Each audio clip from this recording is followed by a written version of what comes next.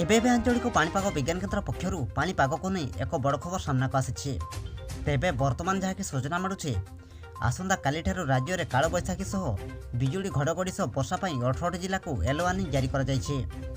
ତେବେ ଏନେଇ କେଉଁ ସବୁ ଜିଲ୍ଲାକୁ ଅଧିକ ସତର୍କ ସୂଚନା ଜାରି କରାଯାଇଛି, ଏହା ସହିତ ଏହାକୁ ନେଇ ପାଣିପାଗ ବିଭାଗ ବା ଏମ୍ଡି ତରଫରୁ କ'ଣ ରହିଛି ରିପୋର୍ଟ, ସେ ନେଇ ଭିଡ଼ିଓରେ ସମ୍ପୂର୍ଣ୍ଣ ଅପଡେଟ୍ ଜାଣିବା। କିନ୍ତୁ ତା ପୂର୍ବରୁ ଭିଡ଼ିଓକୁ ଗୋଟେ ଲାଇକ୍ କରନ୍ତୁ ଏବଂ ଭିଡ଼ିଓଟିକୁ ଆପଣମାନଙ୍କ ସାଙ୍ଗସାଥୀମାନଙ୍କୁ ଅଧିକରୁ ଅଧିକ ମାତ୍ରାରେ ସେୟାର କରନ୍ତୁ।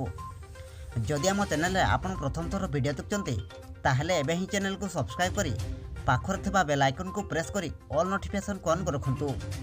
ଏବଂ ଆପଣମାନେ ଏହି ଭିଡ଼ିଓଟିକୁ କେଉଁ ଜିଲ୍ଲାରୁ ଦେଖୁଛନ୍ତି ଆମକୁ ନିହାତି ଭାବରେ ଗୋଟିଏ କମେଣ୍ଟ କରି ଜଣାନ୍ତୁ।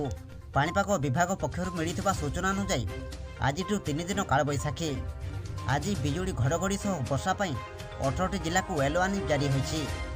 ଏହିସବୁ ଜିଲ୍ଲାରେ ଘଣ୍ଟା ପ୍ରତି 30ରୁ 40 କିଲୋମିଟର ବେଗରେ ପବନ ବହିପାରେ।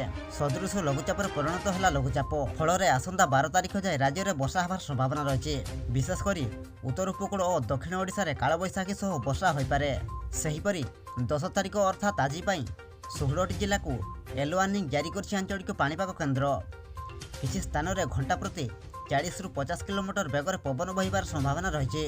ଗତକାଲି ସୁନ୍ଦରଗଡ଼ ଜିଲ୍ଲାର ଟେନ୍ସା ଅଞ୍ଚଳରେ କୁଆପଥର ମାଡ଼ ସହ ପ୍ରାୟ 1 ଘଣ୍ଟା ବର୍ଷା ହୋଇଛି। ଏଥିପାଇଁ ଗରମରୁ କିଛି ମାତ୍ରାରେ ଆଶ୍ୱସ୍ତି ମିଳିଛି। ଏପଟେ ବଙ୍ଗୋପସାଗରରେ ସଦୃଶ ଲଘୁଚାପ ସକ୍ରିୟ ରହିଛି।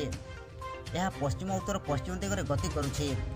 ରିକର୍ଭ କରି ଉତ୍ତର ଉତ୍ତର ପଶ୍ଚିମ ଦିଗରେ ଗତି କରିବାର ସମ୍ଭାବନା ରହିଛି। ପରବର୍ତ୍ତୀ 24 ଘଣ୍ଟାରେ କେନ୍ଦ୍ରୀୟ ବଙ୍ଗୋପସାଗରରେ ଧୀରେ ଧୀରେ ଦୁର୍ବଳ ହେବ ବୋଲି ପୂର୍ବାନୁମାନ କରାଯାଇଛି। ସଦୃଶ ଲଘୁଚାପର ବିଶେଷ ପ୍ରଭାବ ଓଡ଼ିଶା ଉପରେ ପଡ଼ିବ ନାହିଁ, କିନ୍ତୁ କିଛି ସ୍ଥାନରେ ସ୍ୱଳ୍ପରୁ ମଧ୍ୟମ ଧରଣର ବର୍ଷା ହେବାର ସମ୍ଭାବନା ରହିଛି। ପାଗରେ ପରିବର୍ତ୍ତନ ଯୋଗୁଁ ରାଜ୍ୟର ବିଭିନ୍ନ ସ୍ଥାନରେ ତାପମାତ୍ରା ହ୍ରାସ ପାଇଛି।